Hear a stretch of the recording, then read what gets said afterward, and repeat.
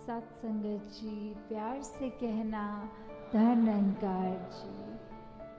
आज फिर ये मौका बन पाया कि दासी संडे को यहाँ आप सबके दर्शन करने के लिए इधर उपस्थित हो सकी, तो बहुत ही अच्छा लगा। और आज भी वही बात है कि जिस तरह हम जब भी संगत आते हैं, चाहे वो वक्ता बहन हो, भाई हो, बच्चे हों, बुज़ुर्ग हों, या वो किसी तरह भी अपने मन के भाव रखते हैं, सब में इतनी बड़ी जो सिखलाई होती है। तो हम अगर इसी बात को ये समझ लें कि सत्संग में अगर दासी ना भी कुछ बोले तो भी वो सारे मन के भाव वही होते हैं जो वो सब महापुरुष पहले से ही रख देते हैं कि कैसे एक जीवन को जीना है। ये निरंकार परमपिता परमात्मा, ये ब्रह्म ज्ञान हमें मिलकर हमें वो जो स्थिति अपना रही एक है, एक अचीवमेंट तो नहीं कह सकते क्योंकि सिर्फ कृपा है वो, पर अब उस कृपा के बाद हमें अपने जीवन में ये जो सहज अवस्था लानी है, तो ये सहज अवस्था ये हमको भक्ति के मार्ग पे कैसे और दृढ़ कर सकती है कि कैसे हम ये सत्संग में भी बार बार सुनते हैं कि हमें अपने जीवन में एक वो बैलेंस लाना है कि स्थिति कैसी भी हो एक जैसा रखना है। तो ये हमें अचीव कैसे करना है, ये हमको अपनी ज़िंदगी में प्रैक्टिस कर कर के कैसे ढालना है। जैसे कोई भी अगर जितनी भी उम्र है हमारी, उस हिसाब से कुछ ना कुछ उतार चढ़ाव आते ही रहते हैं। अगर किसी का बहुत छोटा बच्चा भी स्कूल के लिए एडमिशन लेनी है तो माता पिता को चिंता होती है कि कब होगा, और वो बेचैनी रहती है कि एडमिशन के फॉर्म निकल गए हैं या कोई भी ऐसी बात। थोड़ा वो बच्चा जब बड़ा हो गया और तो पढ़ाई में एग्ज़ाम्स अच्छे नहीं हो पाए, पढ़ाई में ध्यान नहीं लग रहा, ऐसी और कितनी और बेचैनियाँ आती हैं। और जब बच्चे थोड़े और बड़े हो जाते हैं स्कूल कॉलेज के टाइम में, आजकल तो बच्चों की ये देखी गई है हाल कि अगर कभी दिल भी टूटता है तो अपने आप को बिल्कुल एक उस तरह बना लेते हैं कि अब तो हम पत्थर दिल हो गए हैं, हमारे साथ अच्छा नहीं किया। तो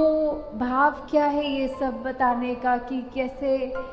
आगे जाके भी अगर नौकरी पेशा वाली ज़िंदगी भी होती है तो जॉब नहीं मिल रही या फिर सैलरी कम है,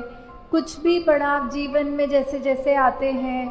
कभी भी वो सहज अवस्था में एक जीवन को उस तरह व्यतीत नहीं किया जाता। और यही मन के भाव रहते हैं कि काश ऐसा होता तो ज़्यादा बेहतर होता। तो यही एक अगर हम भक्ति के मार्ग पे चल रहे हैं तो कैसे हर पल हमारा खुद ब खुद उस तरह निकलता है कि एक हमें अपने आप को ज़बरदस्ती कुछ सोच विचार में नहीं डालना पड़ता, जो ना कि किसी ये डिप्रेशन आजकल जो वर्ड इतना कॉमनली यूज़ हो रहा है कि हम अगर सचमुच प्रभु परमात्मा निरंकार से हर समय जुड़े हुए हैं तो कोई भी दुनियावी रूप का दुख हमें उस तरह दुखी नहीं कर सकता, और कोई भी स्थिति हमको इतनी सुखदाई भी है तो उसमें भी बहुत ज़्यादा खुशी का एहसास नहीं होता। तो आज सुबह की ही घटना की दासी के पास एक बहन आई और बोली कि उनका 13 साल का एक छोटा बच्चा वो ब्रह्मलीन हो गया है। तो वो बहुत ही उस तरह ज़्यादा रो रहे थे। तो दासी ने सिर्फ ये बोलकर कि निरंकार पूरे परिवार पे कृपा करे, शक्ति बख्शे, और साथ में जब उन्होंने फिर ये कहा कि अगर निरंकार ने बच्चा लेना ही था तो दिया ही क्यों, तो दासी ने बस यही भाव रखे कि जब निरंकार ने बच्चा दिया तब तो आपने शुक्राना किया था, तब तो सवाल नहीं किया था कि ये बच्चा दिया क्यों। और अब जब वही शरीर भी निरंकार का जो पहला प्रण होता है, तन मन धन निरंकार का है,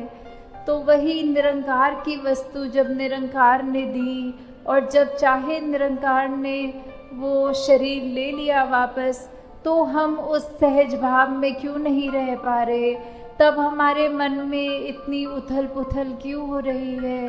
कि जब एक अगर हमारा ज़िंदगी का जो मकसद है ये ब्रह्म ज्ञान प्राप्त करना, उसके बाद तो अपने आप ही जीवन ये सहज भाव का जीवन, ये सहज अवस्था वाला जीवन बन जाना चाहिए। तो हम अपने अंदर ये सोच विचार करके देख लें, ये इंट्रोस्पेक्शन करके देख लें कि क्या हम आते तो हैं संगत, पर हम फिर भी अपना मन, ये सारे वक्ता जो भी बोलते हैं स्टेज से, क्या हम सभी की बातें सुन रहे हैं या बैठकर हमारा ध्यान कहीं और चला गया, दिमाग किसी को देखकर कुछ और सोचने लग गया? तो